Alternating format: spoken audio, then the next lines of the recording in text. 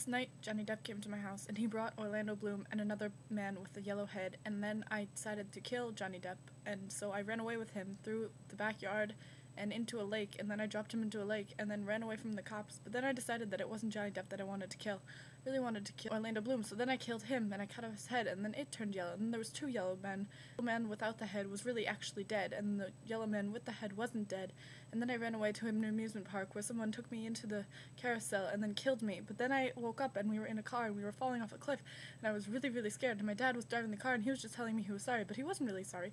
He wanted to drive off the cliff because he knew he wouldn't die because it was my dream, and in dreams you can't die, so as soon as we almost hit the ground and I woke up and he was fine, and everything was fine. My room is messier than yours. What if all the garden gnomes in the world got into a fight, and because the people who owned them just put them in the grass, and the rain rained on them, and the snow rained on them, snow doesn't rain, snow snows, and wind, and the blowing of the wind, and everything, and all the weather, and bad weather, and everything was bad, so the garden gnomes all got into a war, and they built armies, and they fought each other, and then there was a big golden blue thing in the middle of them that they all wanted to get, but they couldn't get it because they were garden gnomes, and they can't move their arms because they're just stuck like that, they're plaster. What is it that garden gnomes do? They help us with Travelocity, the little garden gnome that like sticks his hands in like outlets or something to test them to see if they're electricity, and kids shouldn't stick their hands in electric outlets. My cousin almost did that once and he almost died, but did you ever think about the easy way that you could die in some ways, and then you're like, oh my god, I could have died just now? Like if there's like a toaster near your bathtub and you're in the bath and you're like, oh my god, if someone threw that in with me right now, I would be dead.